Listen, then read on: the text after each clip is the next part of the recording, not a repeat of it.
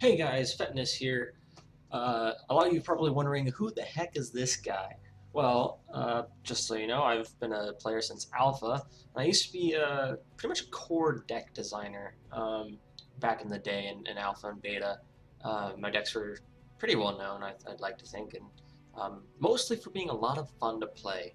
So I've been kind of gone for, I don't know, probably around 6 months now, maybe more, from the scene, but I've been playing this whole time.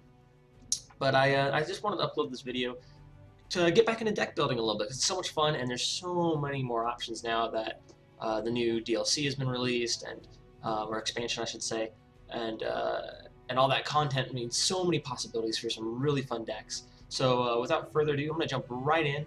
If you guys like these decks, that's super cool. Just let me know, and I'll keep making them. I'll probably keep making them even if you don't like them. But my deck's goals aren't necessarily to be build this deck and you're going to win every game. They win a lot of games because winning is fun, but they're mostly just made to be fun. And by being fun, that can mean anything. I can be playing with a fun idea, playing with a concept that I really like. One of the coolest things about Duelyst is synergies. We have so many synergies in this game as opposed to something like, obviously, the big man on campus, Hearthstone, um, where you can run a pirate deck, but you're pretty much limited to just like a handful of cards. Here you can run synergies on almost any ability. I mean, there's Golem synergies for tribe synergies, and then there's backstab synergies. There's drawing synergies. A lot of drawing and replacing synergies in this game, which is super cool. Healing synergies. There's Death Watch, which is synergies for any unit dying, so on and so forth. You can do synergy off of anything, which is why typically Abyssian tends to be one of my favorite um, decks to build for. I really love building Abyssian decks just because I find there's so much potential and fun that you can have in those decks. Um, I built a deck a while back, one of my more popular decks, which I'm remaking in the process of remaking right now, called Big Boys, and that was an Abyssian deck, totally based around the idea of getting really large units on the board by like turn 2 or 3, and you did that by killing your other units and making those units cheaper with kind of those cards, as well as resummoning the big units that had been killed with cheap spells. I don't know why I clicked on that, but if I go to collection, we can just look through a sneak preview maybe of my new version of that. So obviously, this is not the final version. I'm working on this, but they have a lot of cards to make cards cheaper. This new card is kind of going to be the new key point in the deck, making the next card you summon cheaper. But they also have Dark Sacrifice, which is kind of the main key of this deck. If you don't have legendaries, it still works to get large units on the board. And another key feature of this deck would be Nether Summoning, which allows you to pretty much just for free, for 5 mana, summon 2 non-token minions destroyed since your last turn, meaning that even on your own turn, you can attack an enemy unit with one of your large units, it can die, and you just instantly resummon it for 5 mana, which is great value getting. I mean, you could potentially get 2 7-cost minions for 5 mana in this deck. So that's great. So I love that deck so much, but I really wanted to play with some other units, other large units that weren't just the Abyssian large units, and such with that one Abyssian deck. So I started looking at other potential, and I found that Magmar was really where that deck should exist. It's Big Boys is a Magmar thing. And I finally worked out at what I think to be a really fun, bigger boys, as I call it, Magmar deck. So we're going to jump right in, and I'm just going to go over a game with this deck, and then I'll go over the actual deck itself. Maybe I should have done this the other way around. Who knows? But we're going to jump in a game just so you can get a feel for it right away, and then we'll jump into an actual match. Against this card, I recommend keeping, as it's your main removal in this deck, along with Ephemeral Shroud. The natural selection, it depends on who I'm playing against. I mean, probably if I'm running against Abyssian, I'll trash it, seeing as they're going to be getting a lot of low health units on the board all the time, and I don't really want to spend 2 mana to remove a Wraithling. So I'd probably have trashed that, especially seeing as I already had the Ephemeral Shroud in my hand. So I kind of have 2 forms of dispel / removal or answers, as I'd probably call them, to large threats. I'm going to get Spelljammer probably just on the board right away. and then I'll move forward from there. Um, so as you're starting to probably see a pattern here already, and this whole deck is about doing a little bit of damage to your units to make them cheaper, and then buffing those units back up. So you build a Kajata early on, and then I'm going to be able to drop this, and it's going to do 1 damage to everything around it. And then as soon as I drop it, I'm also going to be able to um, do buff it. So what's really cool about this deck is kind of that exact combo. It's a lot of do damage, make things cheaper, but then you get that damage is actually worth your while. That damage is going to help you out a lot. So for instance, right here, I think I'm not going to build both. Oh, I might build both. Yeah, I think I will anyway. So I'm going to come up here, kill that guy, move her there, drop that, and then drop her, doing the damage. So I just cleared his whole board, and now I have 3 units on the board, completely tipping the tables in my advantage. It's still an easy comeback from him currently. They're all low health. They're all easy to deal with. But I still get my 2 cards from this unit, and if he kills that, he's giving up kind of gaining those 2 cards and a little bit of momentum, or 1 extra card, I should say. So, I made a mistake. This is a classic mistake. The easiest mistake to make against Magmar. Getting too excited talking about the deck. He's just going to be able to blast away all of my units in that line. So that's a big mistake for me. Yeah. Oops, well played. Rookie mistake, man. But at the same time, he just did damage. He's going to do damage to himself right there. And he's going to do a ton more damage. So I dropped him down. He used his whole turn to remove all my cards. And now I can pretty much do whatever I want. I'm going to replace this because I don't see myself damaging a unit right now in my hand. But I might. Okay, so I'm just going to build this from the hand and then buff it. It's going to be this turn. So what's cool about, for instance, any unit with Force Field, just give you guys some ideas when you're building your own Big Boys deck. If you don't have all the cards I have, that's just fine. I have pretty much every card in the game. But if you don't have those cards, you can switch things out. So you might not have a Keeper of the Veil. That's okay. Switch him out for another unit with well, that's irritating. Another unit with Force Field, and then you're gonna make it cheaper, do the damage to it, but the damage is absorbed by the Force Field. So once again, I'm just making it cheaper for free, essentially, which is awesome. I think right now the answer is kind of Keeper of the Veil. I would like to try to draw some really fun units. This deck hasn't gotten that fun yet, but as you can see, there's going to be some fun plays pretty soon here. She has 6 cards in her hand, so I'm going to draw a card, and it's not going to affect her at all, but I'll get a card. It seems I still have that 1 mana anyway. It's worth it. Cool. So I'm talking a little bit strategy and you can see now I'm being smarter. I'm not just lining up all my units in a line here. I'm keeping her away from my side of the board. I haven't seen a lot of Infiltrate in her deck, but I usually when playing against Magmar, I pretty much move straight to the center and stay there. I don't want to jump over to their side and get punished with an avalanche. If you do jump over to their side, so if I am going to do that, I think that was a wrong unit to... Oh, he's going to... I don't know what he's going to do. That was a free 2 damage for me. Thanks. Yeah, I'm not really sure what his plan was with that. The other thing that's nice is with those buffs is I can have a low attack card. I'm going to replace one of these. Not super useful right now.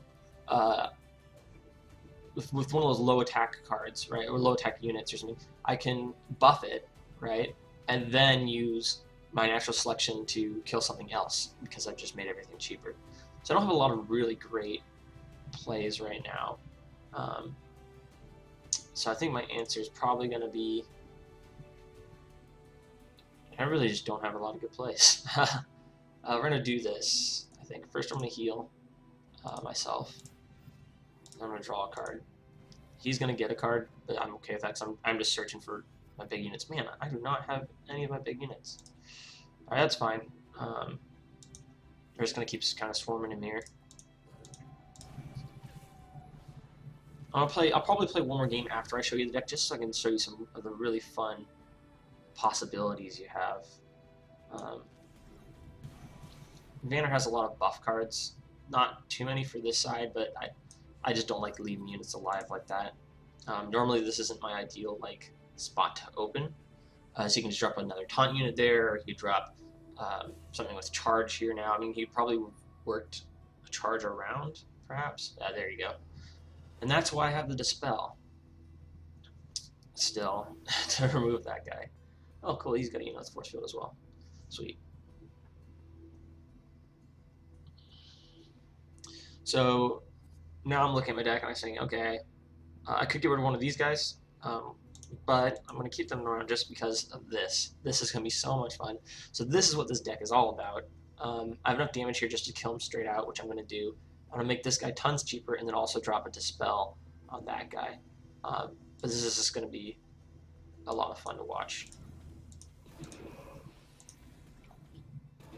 So I'm going to make him cheaper, make him even more cheaper. So now I've made him really cheap, but also every time I'm damaging him, I'm summoning a unit.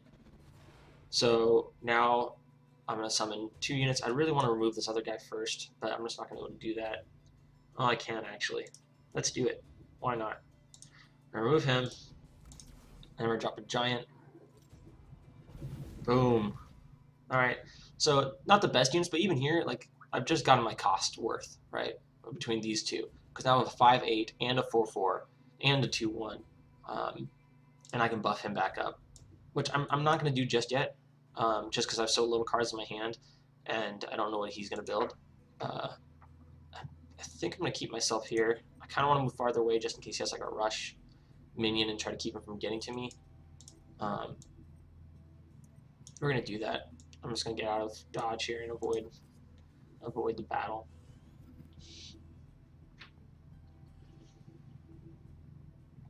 But I think that's pretty much game. And he could have some crazy combo maybe that kills me in one hit, but I don't see it happening.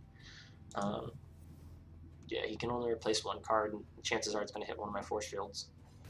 Okay, hit him, but that's still fine. Also, this unit has flying too, which is really cool, just so you know. So I feel pretty good about like that whole trade. This deck is obviously a bit of a late game deck. That's why I have the bit of healing. Also, the healing helps to heal units that have damaged themselves. Yeah, that's why I didn't buff him, because I figured that would happen. But now he's damaged this guy and not killed him, so I can buff him, and he has flying. So, and I don't think there's any way he lives through next turn. So that's a well played. Oh, he finished him off. Okay, well, now I can't buff anybody, which is a bit disappointing. But I can run up and hit him with my general, so, I mean, good game. I think I just have the cool glasses. That's a bit rude. I was hoping to have the bowing, bit more honorable ending, but so I mean that was actually a really good example of the deck. So I don't know if I'll play one more. We'll see. I might, and you guys can just skip out if you're tired of it. So now let's look over the deck. Now that you've seen that it's fun to play, right? That was so much fun.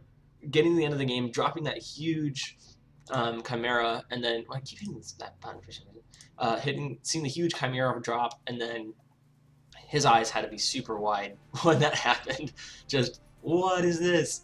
So that's a lot of fun. But here's the thing about this deck that's really fun, is you could potentially switch out any, large unit. Not any, but I really recommend Khymera because he's really kind of fun to play, but hard to play, and this is a deck that lets you play him to his full abilities. Same thing also with Eclipse. I think I only have one right now for whatever reason. I might have crafted my other ones or something stupid like that. But with Eclipse, traditionally he's hard to play because it's a 6 cost for not a lot of value, and it's easy to remove seeing as he has a low attack and low health, or high health, but like, you just silence him and or I should say dispel him, and you've spent 6 mana on a 3/7. So he's not that great. He works okay in liner decks, I find. But in this deck, it's just so much fun to drop him, and then every damage that you've done to make him cheaper is being done to your opponent, and then you can buff him some more, and then attack things with him, and it's just so much fun to do that. I only have one of him in the deck right now. I probably put 2 more of him and maybe some less of this guy. I have this guy in the deck just because I really like. Once again, it's more for the fun. He's probably not the best. You can make him cheaper and then summon all those kind of units. You saw how many units kind of I had on the board, and he removed them all early on, and then later on I had a bunch of units, and he removed a couple of them, not all of them. The problem with Zuriel the Life Giver is he does not combo well with Khymera, where you do a bunch of damage to Khymera, summon a ton of token minions, and then he doesn't resurrect token minions. He's mostly just to get your Khymera back if they have killed him, or to get your Eclipse back or something like that. Same with Keeper of the Veils, kind of rolling those dice. To be honest, there's no units that I don't like Keeper of the Veil summoning other than Ephemeral Shroud if I had summoned one of them earlier. Other than that, I feel like you kind of get your value out of him. He's not one to be run when you have a lot of cheap units.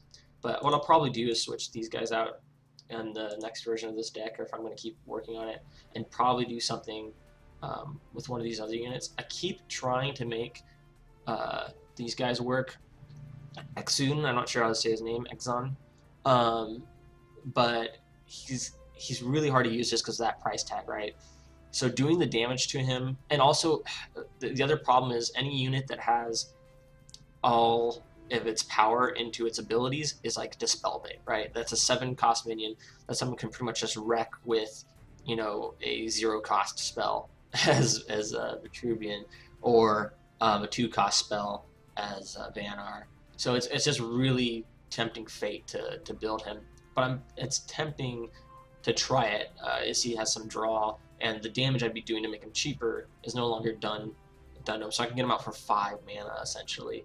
But I'm not sure. The other unit I've put in this deck before is Dark Nemesis. He's a lot of fun to drop early game, and if they don't have an answer, it's pretty much you win. What else? I could see Pandora, but once again, that's one of those like, well, I hope they don't have an answer, and I hope I have my buffs. So those units are kind of them. I think I really just want to put in more Eclipse. Pretty much is what's going to happen.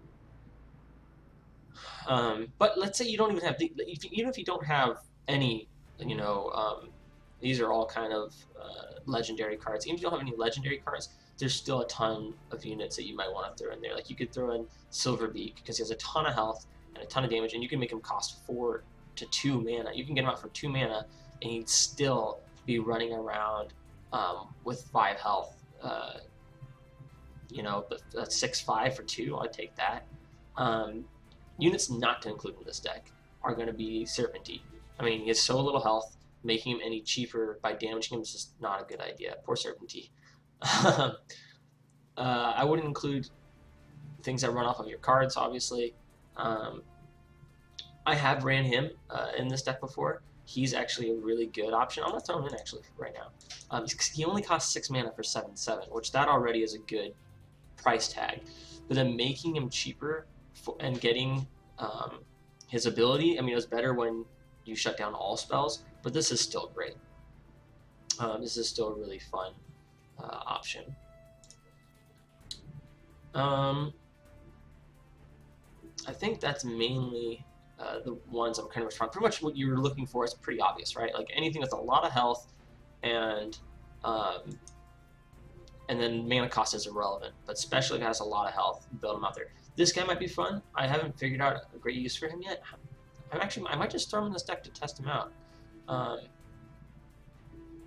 don't know if I want to get rid of my Spellbinder, but let's get rid of some Keeper of the Veils. I haven't seen too much of them. Let's throw him in there just for the kicks and giggles. Because if you can get him out with cheap, right? That's his problem. It's 5 mana is a lot for 2/5, but you can get him on the board cheap for 3 mana and then buff him, right, with your amplification. Then that's going to be devastating, right? That's 8 damage to all units around him twice. Like that's not twice. It's 8 damage total to all units around him. But that's super cool. So yeah, that's right. I've also had Dagger Kiri in here in the past, and he's definitely worth it. I don't have him in here now because I'm just playing with even bigger boys, like I said. But doing the damage to him, buffing him, and getting that clarity and that health is super awesome. And it's not a big risk because he only costs 3 mana after that point. So let's break down the deck, finally, after all this time. So Flash Reincarnation, this is a must. This is the soul and heart of this deck. Oh, I should actually start the general, I guess. Well, still, I'm choosing him just because he draws cards. You kind of want to stay out of battle. You kind of want to, draw more cards to try to get your high cost cards. Try to cycle through your deck. You saw me doing it in the game. Pretty much, I wouldn't recommend the other general. Forgetting all my names, because while he's cool and all, and giving yourself extra attack is awesome. You want to stay out of the battle. It's just not made for this deck. You want to stay away, buff up your units, and then destroy your opponent. Not hit them in the face a bunch, gain a bunch of damage, and then die early before you have a chance to play your large units. Flash Incarnation, just went over that. That's the whole soul of this deck. You need the damage and the mana cost, mana saving, making things cheaper to make this deck work, right? It's all about that. Going on Amplification, I highly recommend it. It's not a must, as you saw. It's definitely cycle it. Don't hold on to it, hoping for the perfect combo. Cycle it and then get the units you actually want. Greater Fortification or Fortitude, man. Greater Fortitude, I definitely think is also worth it.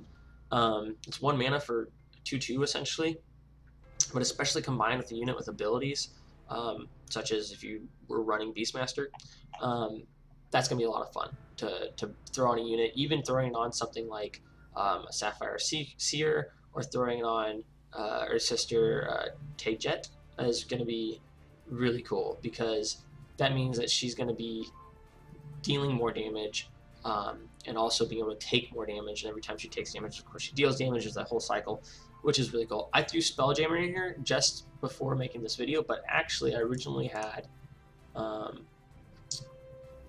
Malgai in here. Malgai, because I just needed card draw, and he's a unit with enough health to survive, if I drop him down cheap, and then every time he moves, you draw a card. So that's kind of that story. You could also do what I used to have, for sure, was also the 1/5 card draw. I'm sorry, you guys, I'm horrible with names of cards. We're just gonna search draw. You pretty much just need some form of draw in here, which is why I'm also playing with this AI, like I said. But both Sojourner, that's a Sojourner. Sojourner is good too, because they're cheap. They have enough health that you can get them out cheaper, and then you can buff them up and whatnot, just like Malgai or even Spelljammer. My issue with them is this one's it's depending on your opponent mostly. So you're not going to get the cards the turn you play them, right? You're going to get them maybe next turn, unlike Spelljammer, which is like immediate benefit. Not only do you only get them next turn, but if you're not next to an enemy, or if you can't run and hit an enemy, she kind of just sits there doing nothing, and your opponent pretty much just ignores them, like on their turn. So you're pretty much only drawing cards on your turn at the beginning of your turn if you can move and attack an enemy. So it's a bit situational. Malgai is less situational. It's just whenever he moves, so you just move and draw a card. The danger with Malgai is, do I play him on the back lines and keep him useful for drawing, or do I play him on the front line so you can also do some damage and maybe run interference? But that's more of a matter of just playing smart. I don't recommend these cards because obviously they're low health, and so you're going to play them and they're going to die. Now you say, oh, this has the same health as Malgai. You're right, but Malgai has the potential of drawing way more cards, and you're also not giving your opponent a card in the case of Blazehound.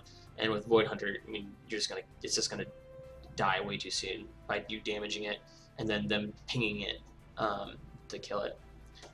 Same thing with Necron. He's a bit expensive for drawing 1 card when he dies, so I don't recommend that. Ruby Rifter, I've toyed with putting in this deck, but I'm actually trying to avoid too much damage to my general in this deck. As you saw, I'm staying in the back lines, I'm keeping away, so he doesn't really fit too well. I'm getting back into the deck. Healing Mystic is mostly a heal that damage you're doing to your own units. Ephemeral Shroud, obvious, Dispel. As you saw, there's not much removal in this deck, so that's why Ephemeral Shroud is in it. Healing Mystic is great because you're healing your units and your general to give you a bit more survivability, a little bit more longer end game. She actually pairs really well with Eclipse, who you can get out cheap, damage him, heal him back up, damage him again. Same thing with Earth's sister. You can drop her.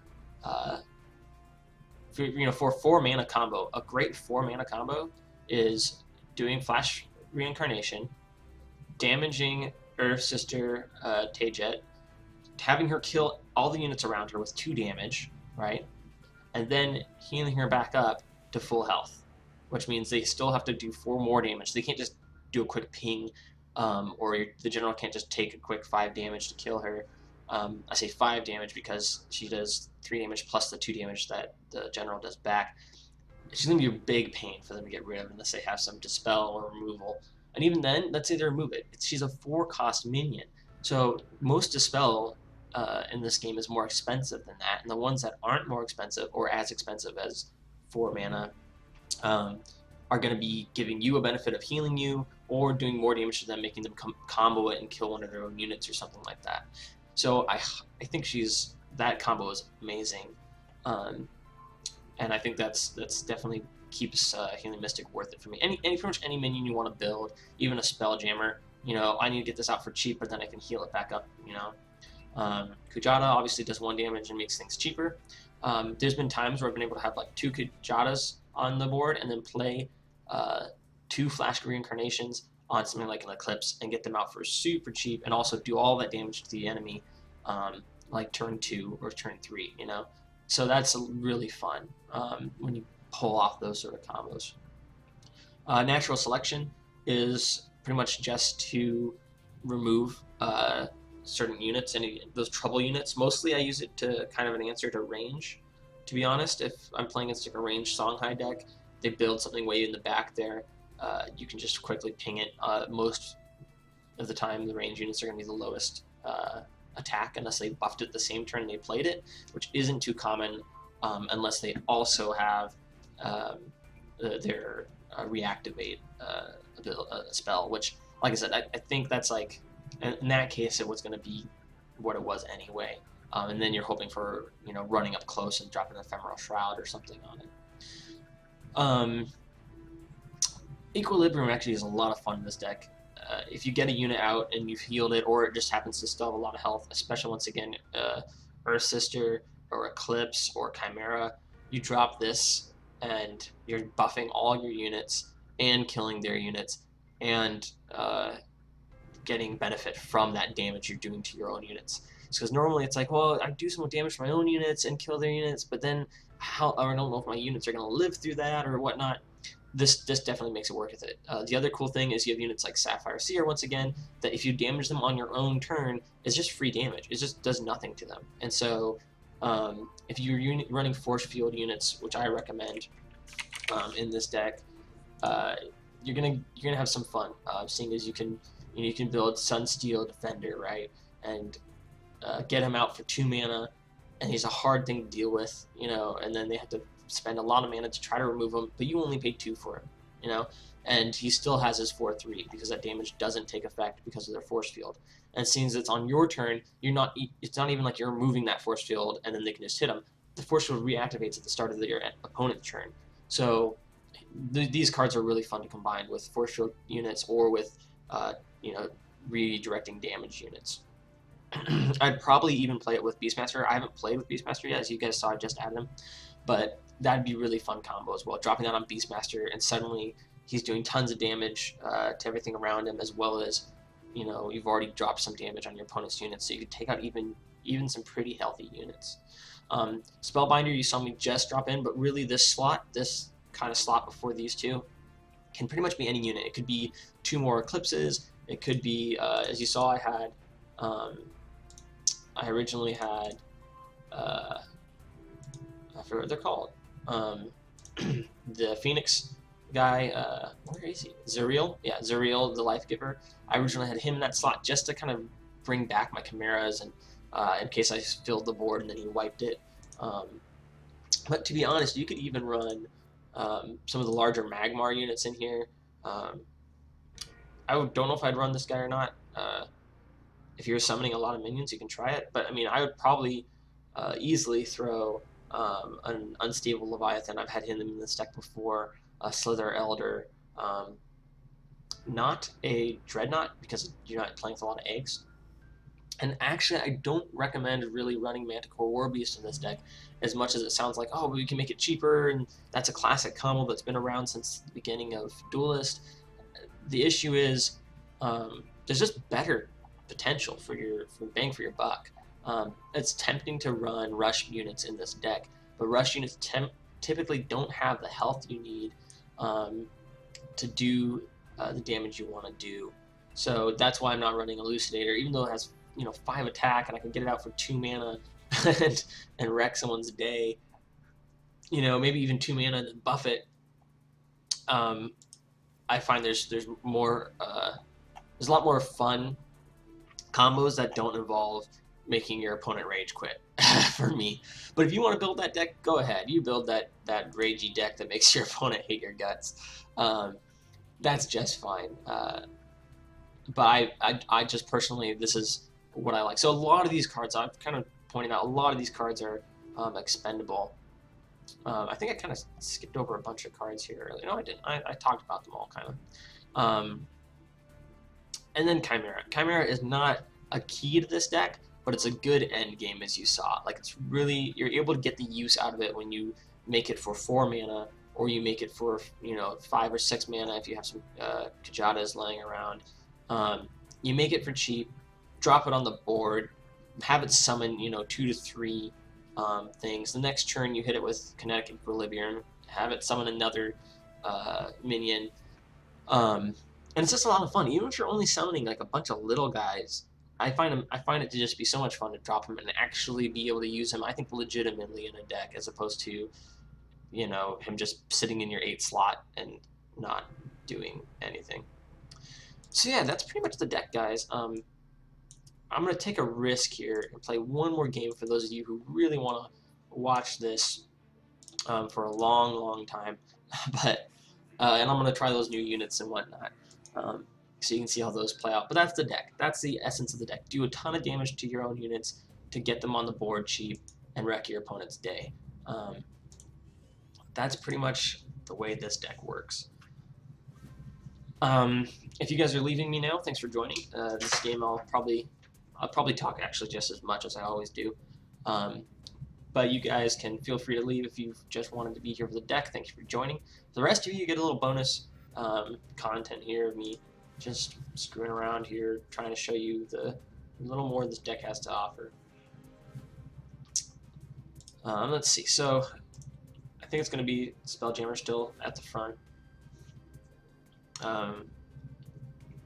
And moving my general up to do some damage here. Typically, sometimes in that scenario, I'd move over and drop the Spelljammer here, and then run her up to get the mana. The problem with that is he's not positioned to get one of these other mana, so he can easily run down here, drop a unit. He could have got both manas, essentially, is my problem, right? If I ran up and put her there, he's going to run over, get this mana, and then he'll move this unit over and get that mana. It's not hard to have a couple of cheap units in your hand. So I think that, in this case, I want this unit to live as well. He could buff. He has a lot of buff cards in this. Currently buffing buff Vitruvian's kind of a popular play. Okay, well, but then again, he can always do that. But that's okay, because I still got the cards and he's starving himself, so I'm fine with that. I'll just run her up next turn to kill this guy. Yeah, I think that's pretty much what I want to do. I might actually, I'm going to be a little greedy, I think. Let's see. No. So I could be greedy and build these 2 units. But that often can bite you in the butt. So I think instead, I'm just going to play a little bit more safe. I'm going to hit that. I'm going to build my Kajata there. What I'm going to do is I'm going to buff my Spelljammer.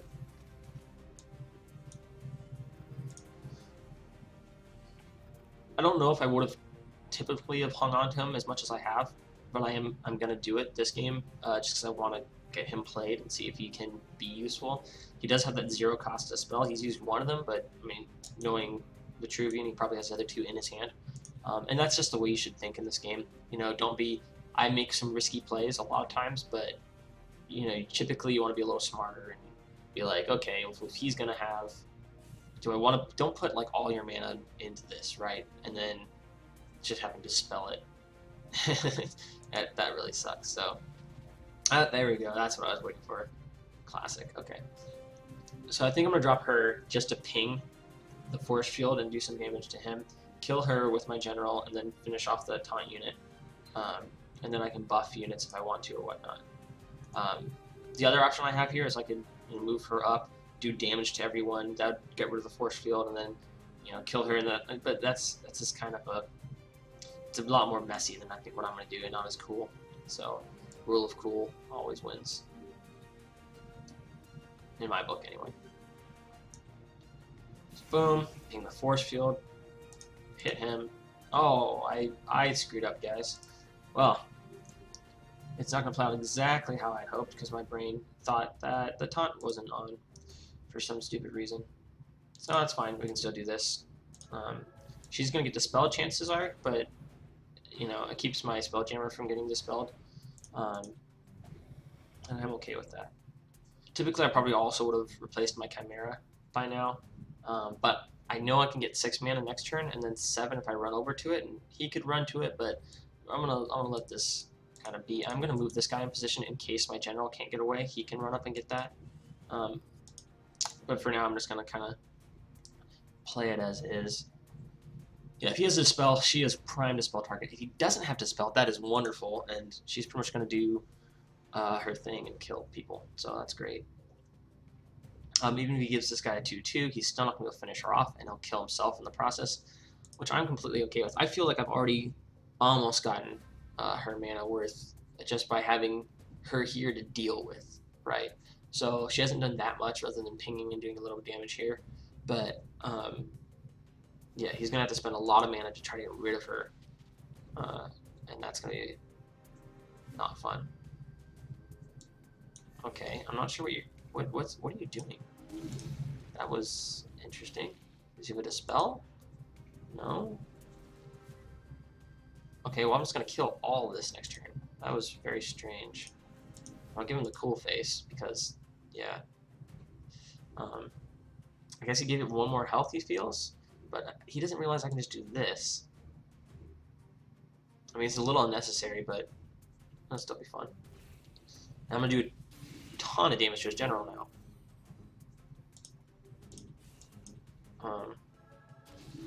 So yeah, I don't know what his brilliant plan was, but it doesn't seem that great to me. I'm tempted to take this mana just to keep him from having it, but I don't really have a use for it. Okay, still don't really have a use for it, but a little bit actually now. Here's what I'm going to do. I'm going to drop him there, drop our other Kujata, and now I just get to build this unit and kill both his Sand Dervishes. Super fun. I'm going to move here just to keep my units alive in case he does something silly. And then drop his health way down and deal 9 damage. So wham! This is a great example of how this deck goes. I still haven't been able to build Beastmaster just because immediate value is always more valuable than potential value. And now I have like 3 units he wants to or 4 units he wants to try to dispel. So, okay, alright. Yeah, he's gonna do this in just the right order here, which it looks like he is. He's being smart about it, I think. And see, this is a prime example of why I was running Zuriel the Life Giver. Because before... Oh, and he has a spell. Okay, there he goes. Before, what would happen is, I'd play Zuriel. This would happen. My whole board would be wiped, and I had an awesome board, and then I'd play Zuriel and bring them all right back. And you'd be like, really? But even that's still a hard unit to play as...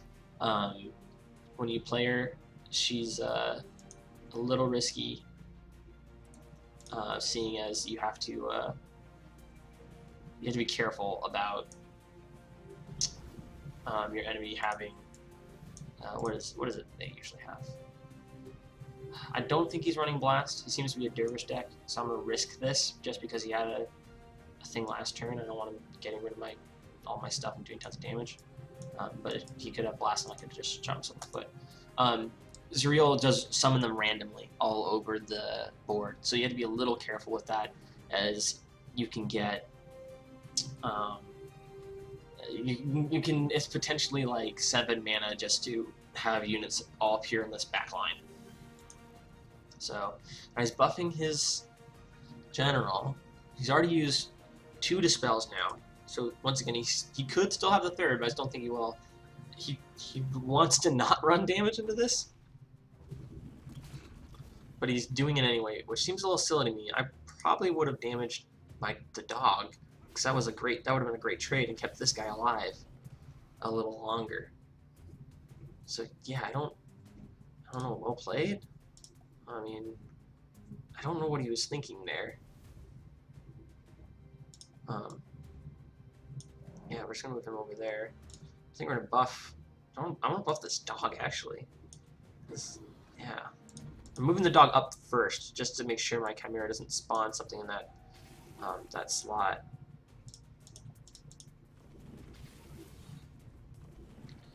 Okay, and then we're gonna move him over. I'm gonna get rid of this force field.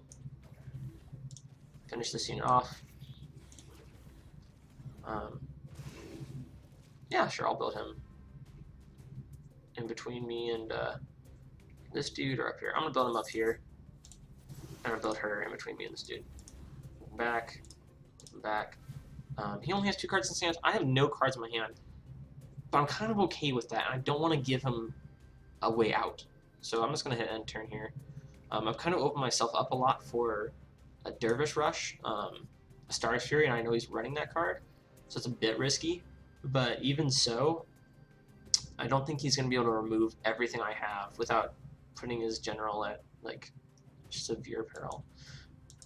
He's thinking if he has an answer right now, he's thinking, and if he does, then he'll try to play it, and if he doesn't, then he's probably just going to surrender.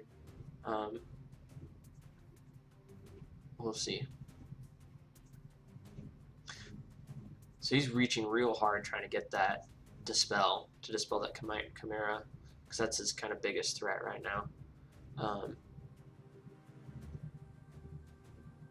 So far, it looks like no Star's Fury, which I am happy about. Because that's the thing, if he has Star's Fury, he's going to have to deal with the Khymera still. That's going to summon, a unit for every time he tries to damage it. That was very strange. I'm not sure. Didn't it already have low enough health for him just to kill it? Did he think it was not going to take damage? I'm not sure what that was all about. Alright, I kind of know my play here, I think. Yeah, this is going to be kind of fun. Khymera on this, move him up, and then buff him. Not that he needs... Well, he kind of needs buff to finish off the general. So this is worth it. This is a lot of fun. Yeah, that was cool. I'm not going to attack twice and, done even more damage. So there we go. There's a second game with Big Boys. I forget how much health I ended the game with, but you saw I just kind of pulled away at the end of the game, didn't take any more damage after that Star's Fury, and just kind of chilled out and just let my units do the talking.